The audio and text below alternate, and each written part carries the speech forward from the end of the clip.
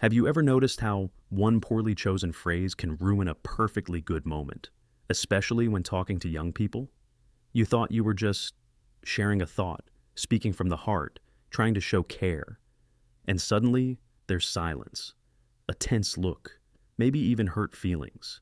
You didn't mean anything bad, you just wanted to connect, to give a bit of wisdom, maybe warn them of mistakes. But your grandkids shut down, they retreat, they say nothing, and you're left with that familiar feeling, like a wall just appeared between you and them. I know that feeling too well, not from someone else's story, but from my own. You're having a great conversation, laughing even, and then one simple phrase out of habit, and it's like something broke, the mood changed. That's when I started wondering, why does this happen? Why do things we see as caring or wise sometimes push them away? Eventually, I realized something important. There are certain topics that, believe it or not, are better left unsaid. Not because they're bad or shameful, but because they can hurt, they can damage trust, or even make your grandkids distance themselves from you emotionally. So today, I want to talk about the things you should never say to your grandkids if you want to keep a close, warm, trusting relationship. But first, why does this matter so much? As we get older, especially after retirement, a lot of things change. Our pace of life slows down. Our circle of friends shrinks. Priorities shift. And what becomes most precious is our time with family, especially our grandkids. It's a breath of fresh air, watching them grow, hearing how they think. It's true joy. But it's fragile, very fragile. And keeping that warmth alive, it takes more than just age or wisdom. It takes something else. The ability to listen, to understand, and sometimes to simply stay silent. Let's start with one of the most common and most damaging topics. 1. Back in my day, things were better. Let me be honest, if you've ever said this to your grandkids, don't be surprised if they stopped listening. No one wants to hear that their world, their youth, is somehow worse than someone else's. To them, this is the best time of life. It may seem strange, loud, too fast, but it's their reality. And when we say things like, people were kinder before, or food tasted better, or kids had more respect, we unintentionally devalue what they live every day. I used to say, we didn't have smartphones. We wrote letters and made real friends. But to my grandson, it didn't sound like a sweet memory. It sounded like I was judging his world. Instead of, we had it better, try, it was different for us. Want to hear how? That turns comparison into connection. It invites dialogue, and suddenly they're listening, not shutting down. 2. Comments about appearance or weight. It may seem harmless. You've gained a little weight, or you look so skinny these days. You may mean it with care, but to a young person, especially one who's still finding themselves, it can land like a punch.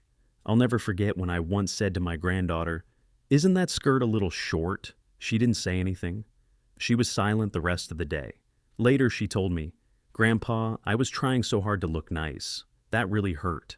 Words stick, especially when they come from someone close. Instead of criticism, try, "Do you feel good in that?" Or, "That style seems like you. I like that." It's still caring, but it's also respectful. And it tells them, I'm here, not to control, but to support you. 3. Questioning their choices. When we say things like, "You sure music is a good career?" Or, "Don't you think you should choose something more stable?" We might think we're being helpful, but to them, it feels like we're saying, "I don't believe in you."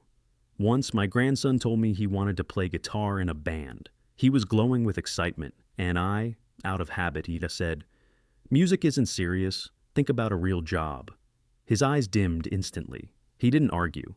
He just stopped sharing. I've learned it's okay to have doubts, but keep them gentle. Ask questions, be curious, show you care, not control.